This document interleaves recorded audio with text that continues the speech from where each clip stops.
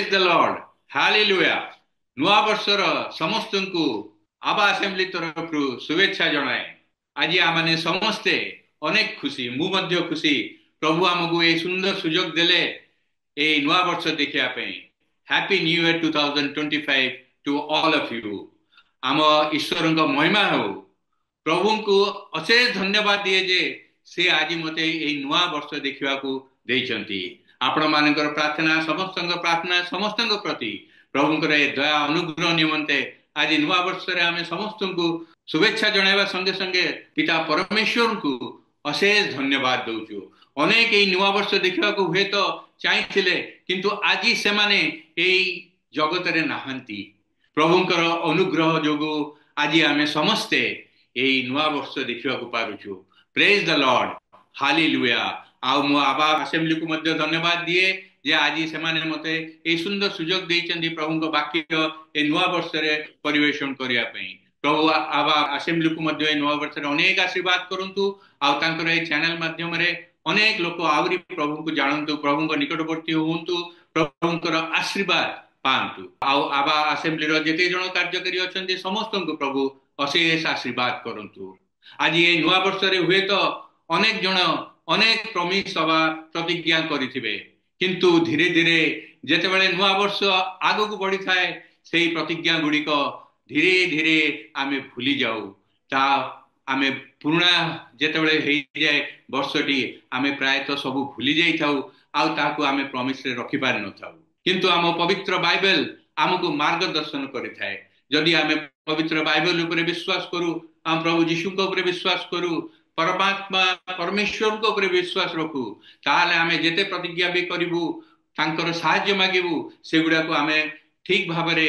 ताको पालन करिबा को पारिबु आमर बाइबल हमको मार्गदर्शन देई थे आ आमे बाइबल रो हितोपदेश 3 पर्व 5 रु 6 पद रे लिखा जाए आमे या पढ़ी आरंभ करिबा आज नुआ वर्षर वाक्य आ सेठारे लिखा जाए 5 और 6 पर्व रे तुमबे सर्वांतकरण सहित सदाप्रभु ठारे विश्वास करो ओ निज सुविवेचन रे आउजी पड़ नहीं आपणार सबु गति रे तांकु स्वीकार कर तयरे से तुमर पथ सबु सरल करिवे नुआ वर्ष अनेक अनिश्चितता आनी थाए भविष्य कौन धारण करे आमे जानि नै किंतु भविष्य को धरिथिबा सर्वशक्तिमान ईश्वर को आमे जानु हितोपदेश हमको प्रत्येक निष्पत्ति रे ईश्वर का मार्गदर्शन खोजा ऊपर भरोसा करने को आह्वान करे एक फलप्रद वर्षर चाबी आमर निज योजना किंबा सामर्थ्य नुहे बरं ईश्वर ऊपर आमर निर्भरशीलता आगरे कौन अच्छी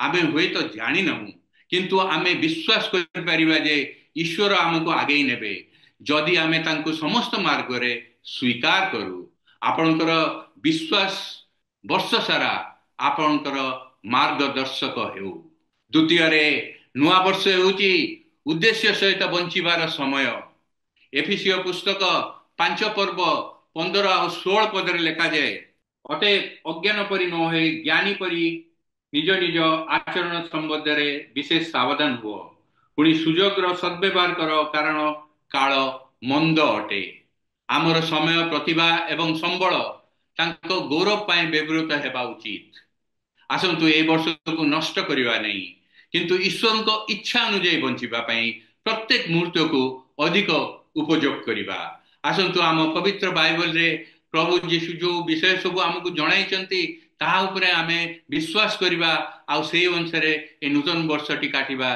जद्वारा कि तांकर आशीर्वाद आम उपरे आउरी अधिक रु अधिक रहइबो तृतीय रे नूतन वर्षर आध्यात्मिक लक्ष्य स्थिर करिवार समय ए नूतन वर्ष रे आमे हमर आध्यात्मिक जीवन को आहुरी अधिक रु अधिक बढ़ेबा को चेष्टा करिबा फिलिपियो 3 पर्व 13 और 14 रे लिखा जाए हे भाई माने मु ए पर्यंत ताहा धरी अछि बोली मने करू नाही किंतु गोटे विषय मु करू अछि पश्चात विषय सब मनरु दूर करी सम्मुखरे थिबा विषय गुडी प्रति दृष्टि रखी ख्रीष्ट यीशुଙ୍କ ठारे ईश्वरଙ୍କ स्वर्गीय आह्वान र पण पाइबा निमंते प्राणपण करी लक्ष्य स्थल को दौड़ू अच्छी ए वर्ष पाई तुमर आध्यात्मिक लक्ष्य गुड़िक कौन आसंतु आमाने ताहारी उपरे टिके आलोचना करिबा आमे कोन प्रार्थना ବାଇବଲ ଅଧ୍ୟୟନ କିମ୍ବା ଅନ୍ୟମାନଙ୍କୁ ସେବା କରିବା ପାଇଁ ଆପଣ ଅଧିକ ସମୟ ଉତ୍ସର୍ଗ କରିବେ କି ଏ ବର୍ଷ? ପ୍ରେରିତ ପାଉଲ ଆମକୁ ପଛରେ ଥିବା ବିଷୟ ଗୁଡ଼ିକୁ ଭୁଲିଯିବାକୁ ଏବଂ ଯୀଶୁ ଖ୍ରୀଷ୍ଟଙ୍କ ଉଚ୍ଚ ଆହ୍ୱାନ ଆଡ଼କୁ ବଢିବା ପାଇଁ ଉତ୍ସାହିତ କରନ୍ତି। এই ନୂତନ ବର୍ଷରେ ଆସନ୍ତୁ ଯୀଶୁ ଖ୍ରୀଷ୍ଟଙ୍କର ଯୋଉ ଆହ୍ୱାନ ସେଇ ବିଷୟରେ ଆହୁରି ଅଧିକରୁ ଅଧିକ ଯତ୍ନଶୀଳ ହେବା, ଆହୁରି ଆଗକୁ ବଢିବା, ଆଉ ଆହୁରି ଅଧିକା ପ୍ରାର୍ଥନା ଆଉ ବାଇବଲ ଅଧ୍ୟୟନ କରିବା, ଆଉ ଅନ୍ୟମାନଙ୍କୁ ସେବା କରିବା ପାଇଁ ଆହୁରି ଅଧିକ ସମୟ ଉତ୍ସର୍ଗ କରିବା। ଚତୁର୍ଥରେ ନୂତନ ବର୍ଷରେ ଆମେ ସମ୍ପର୍କ ଉପରେ ଧ୍ୟାନ ଦେବା। କଲୋସିୟ ପୁସ୍ତକ 3 ପର୍ବ 13 ଆଉ 14ରେ ଲେଖାଯାଏ, ପରସ୍ପର ପ୍ରତି ସହନଶୀଳ ହୁଅ, ଆଉ ଯଦି କାହାରି କାହାରି ବିରୁଦ୍ଧରେ କୌଣସି କଥା ଥାଏ ତେବେ ଏକକୁ ଆରେକ କ୍ଷମା କର। ପ୍ରଭୁ ଯେପରି ତୁମ୍ଭମାନଙ୍କୁ କ୍ଷମା କରିଅଛନ୍ତି ତୁମ୍ଭେମାନେ ମଧ୍ୟ ସେହିପରି କର।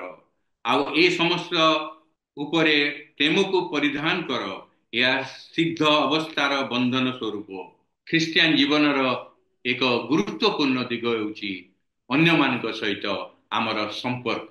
ଆମ ଚାରିପାଖରେ ଥିବା ଲୋକଙ୍କୁ ଭଲ ପାଇବା, କ୍ଷମା କରିବା ଏବଂ ସେବା କରିବା ପାଇଁ ପ୍ରତିବଦ୍ଧତାକୁ ନବୀକରଣ କରିବା ପାଇଁ ନୂତନ ବର୍ଷ ଏକ ଉପଯୁକ୍ତ ସମୟ। ଆମକୁ ଧୈର୍ଯ୍ୟବାନ ହେବାକୁ ଏବଂ ପରସ୍ପରକୁ ସହ୍ୟ କରିବାକୁ ସ୍ମରଣ କରାଇ ଦିଆଗଲା। ଯେପରି ଈଶ୍ୱର ଆମକୁ କ୍ଷମା କଲେ ଆମେ ମଧ୍ୟ ଅନ୍ୟକୁ କ୍ଷମା କରି ଆମର ପ୍ରେମକୁ ଦର୍ଶାଇବା। ପରିବାର, ଚର୍ଚ୍ଚ କିମ୍ବା କର୍ମକ୍ଷେତ୍ରରେ ହେଉ, ଆମର ସମ୍ପର୍କ ସମସ୍ତଙ୍କର ସହିତ ଏକ ଆଦର୍ଶର ବିଷୟ ହେଉ। ପଞ୍ଚମରେ ନୂତନ ବର୍ଷ ଆମକୁ ଆଶା ପ୍ରଦାନ କରେ। ନୂତନ ବର୍ଷରେ ଆମେ ନୂତନ ଆଶାରେ ଆଗେଇ ଯାଇଥାଉ। ଜେରିମିୟ ପୁସ୍ତକ 29 ପର୍ବ 11 ପଦରେ ଲେଖାଯାଏ, କାରଣ ସଦାପ୍ରଭୁ କହନ୍ତି, ତୁମ୍ଭମାନଙ୍କ ପକ୍ଷରେ ଆମ୍ଭେ ଯେ ସକଳ ସଂକଳ୍ପ କରିଅଛୁ ତାହା ଆମ୍ଭେ ଜାଣୁ। ତୁମ୍ଭମାନଙ୍କର ଅନ୍ତିମ କାଳରେ ତୁମ୍ଭମାନଙ୍କୁ ଭରସା ଦେବା ନିମନ୍ତେ ସେ ସବୁ ଅମଙ୍ଗଳର ନୁହେଁ, ମଙ୍ଗଳର ସଂକଳ୍ପ ଅଛେ। ସଦାପ୍ରଭୁ କହୁଛନ୍ତି ଈଶ୍ୱରଙ୍କ ପ୍ରତ୍ୟେକଙ୍କ ପାଇଁ ଏକ ଯୋଜନା ଅଛି ଏବଂ ଏହା ଏକ ଆଶା ଏବଂ ପ୍ରତିଶ୍ରୁତିରେ ପରିପୂର୍ଣ୍ଣ। ଯେହେତୁ ଆମେ ଏହି ନୂତନ ବର୍ଷରେ ପ୍ରବେଶ କରୁଛୁ, ଆମେ ଆତ୍ମବିଶ୍ୱାସରେ ଏହା କରିପାରିବା, ଜାଣିବା ଯେ ଆମ ଜୀବନରେ ଈଶ୍ୱର କାର୍ଯ୍ୟ କରୁଛନ୍ତି। ଅନିଶ୍ଚିତତା ସାମ୍ନାରେ ମଧ୍ୟ ଆମେ ତାଙ୍କ ପ୍ରତିଶ୍ରୁତି ପାଳନ କରିପାରିବା। ଆଗକୁ ଯେକୌଣସି ଆହ୍ୱାନ କିମ୍ବା ସୁଯୋଗ ଅଛି, ଆମେ ବିଶ୍ୱାସ କରିପାରିବା ଯେ ଆମ ପାଇଁ ଈଶ୍ୱରଙ୍କ ଉଦ୍ଦେଶ୍ୟ ଉତ୍ତମ ଅଟେ। ଆମେ ଏକ ନୂତନ ଆଶାରେ ଈଶ୍ୱରଙ୍କ ଉପରେ ବିଶ୍ୱାସ କରି ଆଗେଇ ଯିବା।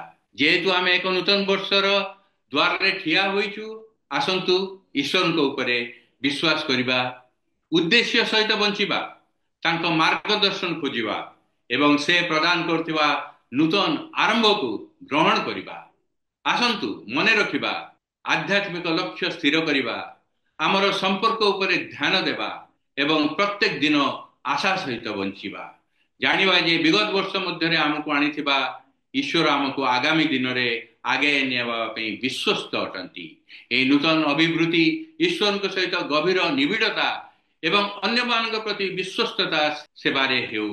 ଏହି ନୂତନ ବର୍ଷରେ ନୂତନ ଆଶାରେ ଆମେ ଆଗେଇ ଯିବା, ପ୍ରଭୁଙ୍କ ଉପରେ ବିଶ୍ୱାସ କରିବା, ଆମ ଆଧ୍ୟାତ୍ମିକ ଜୀବନକୁ ଆହୁରି ଆଗକୁ ବଢ଼ାଇବା, ଆଉ ପ୍ରଭୁଙ୍କର ନିକଟବର୍ତ୍ତୀ ହେବା, ଆମର ବିଶ୍ୱାସକୁ ଦୃଢ଼ୀଭୂତ କରିବା, ଆଉ ତାଙ୍କର ମାର୍ଗଦର୍ଶନ ଖୋଜିବା, ଆଉ ସିଏ ଦେଇଥିବା ରାସ୍ତାରେ ଆଗେଇ ଯିବା, ଯଦ୍ୱାରା କି ଆମ ଜୀବନରେ ଯେତେ ବାଧାବିଘ୍ନ ଆସିଲେ ମଧ୍ୟ ଆମେ ହତାଶ ହେବା ନାହିଁ, ଭାଙ୍ଗି ପଡ଼ିବା ନାହିଁ, କାରଣ ସେ ଆମକୁ ଏହି ନୂତନ ବର୍ଷ ଦେଖିବା ପାଇଁ ଦେଇଛନ୍ତି। ଆଗରେ କ'ଣ ଅଛି ହୁଏତ ଆମେ ଜାଣିନାହୁଁ, କିନ୍ତୁ ସିଏ ଆମ ହାତ ଧରି ଆଗେଇ ନେବେ। ଦେଖନ୍ତୁ, ଆଜି ମୋତେ ବଞ୍ଚିବା ପାଇଁ ଈଶ୍ୱର ସୁଯୋଗ ଦେଇଛନ୍ତି। ଆଜି ମୁଁ ବଞ୍ଚି ଆପଣଙ୍କ ସାମ୍ନାରେ ଯୋଉ ବାକ୍ୟ କହୁଛି, ଏହା ତାଙ୍କର ଅଶେଷ ଆଶୀର୍ବାଦ ଏବଂ ତାଙ୍କର ମୋ ପ୍ରତି ଦୟା ଅନୁଗ୍ରହ, ଆଉ କିଛି ନୁହଁ। ଆଜି ହୁଏତ ମୁଁ ଏ ଜଗତରେ ନଥାନ୍ତି, କିନ୍ତୁ ପ୍ରଭୁ ଦୟା କଲେ, ଅନୁଗ୍ରହ କଲେ, ମୋତେ ଆପଣମାନଙ୍କ ସାମ୍ନାରେ ଆଣିକି ରଖିଲେ, ଯଦ୍ୱାରା କି ମୁଁ ତାଙ୍କର ବାକ୍ୟ କହିବାକୁ ପାରିବି। ପ୍ରଭୁଙ୍କର ଅଶେଷ ଅଶେଷ ଧନ୍ୟବାଦ ଦଉଛି। ଆମେ ଯେତେ ଧନ୍ୟବାଦ ଦେବା ପ୍ରଭୁଙ୍କୁ, ତାହା କମ ହବ ଆମ ଜୀବନରେ, କାରଣ ଆମେ ଯଦି ତାଙ୍କର ଅନୁଗ୍ରହ ଦାନ ଗୁଡ଼ିକୁ ଗଣିବା, ଆମେ ଗଣିବାକୁ ପାରିବାନି। ଆମେ ଯଦି ଅନ୍ୟମାନଙ୍କର ଦୁଃଖ ଦେଖିବା, ଆମେ ଜାଣିବାକୁ ପାରିବା ଯେ ଆମ ଦୁଃଖ କେତେ କମ, କିନ୍ତୁ ପ୍ରଭୁଙ୍କର ଆଶୀର୍ବାଦ ଅନୁଗ୍ରହ ଆମ ପ୍ରତି କେତେ ପ୍ରଚୁର।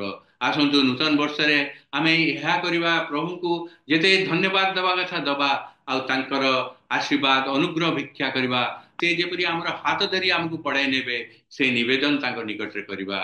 आउ प्रभु आपण को आपण परिवार को समस्त को आशीर्वाद करंतु।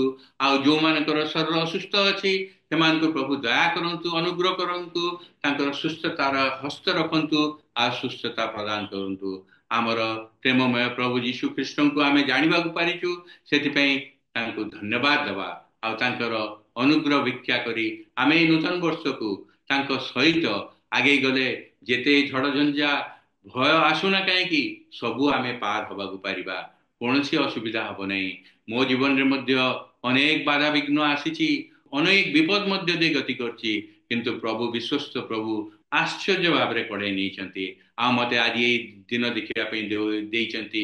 मु सेति प्रभु को जेते धन्यवाद देबी ता कम हब। आपण माने मध्य आपण जीवन को देखंतु प्रभु केते घात प्रतिघात रु आपण को रक्षा करी आज ये नूतन वर्ष देखा देइचंती।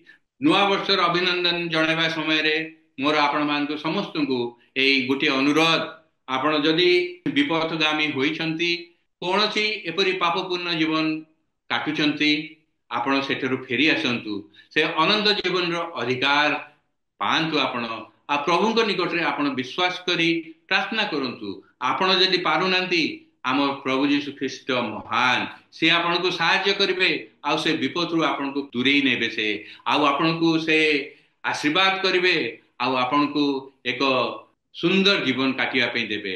सेति पई चेष्टा आपण करंतु। जदि आपण पारुनांती, प्रभु को निकट रे निजको रखंतु, तांकर सहाय्य मागंतु, से परमेश्वर निश्चय सहाय्य करिवे। कारण तांको पई कोनोसी विषय असंभव नुह।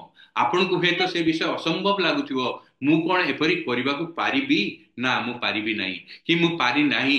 ए वर्ष ए पर्यंत मु चेष्टा करी आसीची, प्रतिज्ञा करिची, किंतु मु पारि नाही। किंतु ए वर्ष आपण गोटे चेष्टा करंतु, आ ए चेष्टा रे प्रभु को शामिल करंतु, प्रभु को आशीर्वाद मागंतु, प्रभुंकर साहाय्य भिक्षा करंतु। आ प्रभु को कहंतु, प्रभु मते दया कर, आ मोर पापपूर्ण जीवन रो फेरिया पई चाहूची, मते साहाय्य कर, मु पारु नहीं। प्रभु तुमे तो सर्वशक्तिमान परमेश्वर, तुमे मते साहाय्य कर, मो हाथ धरी मते कड़ाई नियो प्रभु। आ मते तुमे जिम्मेवारी पवित्र, मते से पवित्र जीवन यापन करिया पे मते साहाय्य कर प्रभु। आ प्रभु तुमे दया कर मते, आ मते से पापपूर्ण जीवन रु मते रक्षा कर। आ मु चाहूची किंतु मु पारुनी, तुमे मते साहाय्य कर, मते से पवित्रता मध्य को तुमे कढ़ाई नियो, आ तुमरी गौरव निमंते मते व्यवहार कर। एपरि प्रार्थना करंतु। नुआ वर्ष आपणक पई शुभ हो। आसंतु ए नूतन वर्ष रे प्रभु को निकट रे प्रार्थना करिबा। पिता परमेश्वर एक नूतन वर्षर उपहार पई स्वर्गीय पिता आपण को धन्यवाद देउची। ए नूतन वर्षर पाद देबा बेले आमे आपणकर मार्गदर्शन एवं शक्ति प्रार्थना करूछु, एवं तुम उपरे संपूर्ण रूपे विश्वास करूछु। यीशु नाम रे आमेन। नूतन वर्षर शुभेच्छा एवं ईश्वर आपण को आशीर्वाद करंतु।